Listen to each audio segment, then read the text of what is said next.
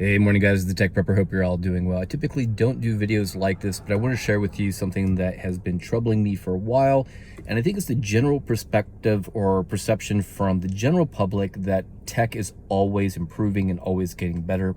I really don't think it is. I am starting to become what I want to call a neo-Luddite and resist a lot of this technology that does not improve the stability and the ease of use of things. A good example that's been driving me crazy, my wife wanted a Volkswagen about 5 years ago. So in 2020, we bought at a great deal this VW Tiguan, and it has a little key fob here. In fact, it has a little button and it has a key, but there's no place to insert this key, not on any of the four doors, not on the tailgate, and certainly not where the ignition is supposed to be. Instead, you have to be within proximity inside of the vehicle, your foot down on the brake, and then you need to go over here and then press the push to start button and the engine turns on.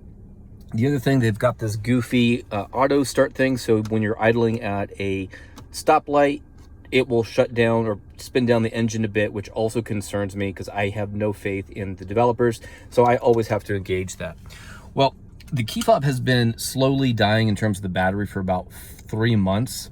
And the vehicle's been telling me that, hey, your battery is running low, please replace it. I haven't been doing it, but it gives the option to take this and you can tap where the ignition is supposed to be, and the vehicle will actually kick itself on. Well, today it wouldn't do that. It kind of turned on, but the engine didn't kick on.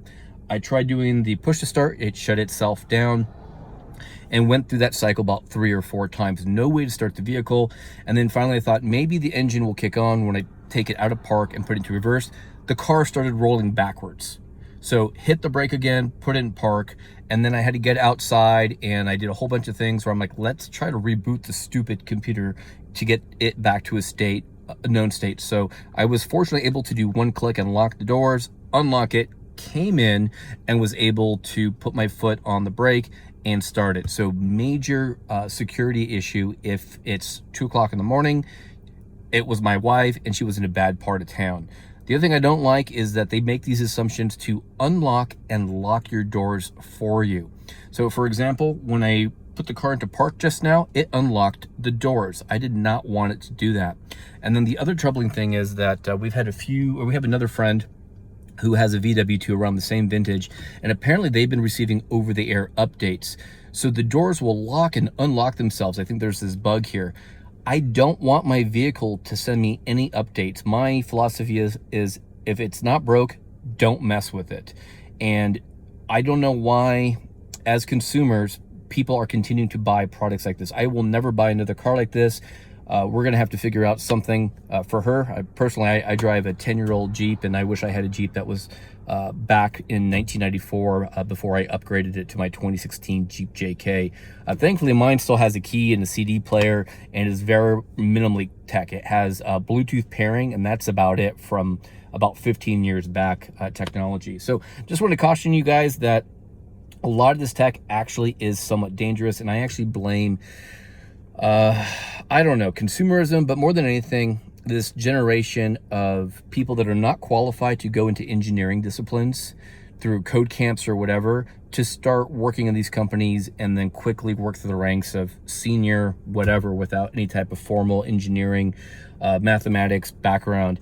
And all of these engineers now are starting to retire and have been for a while. So it's a little bit of a ranty video, but personally, I want to go back to simple, and that's why I've been talking about things like going to something like a Garmin watch that can be run standalone. That's how I run it.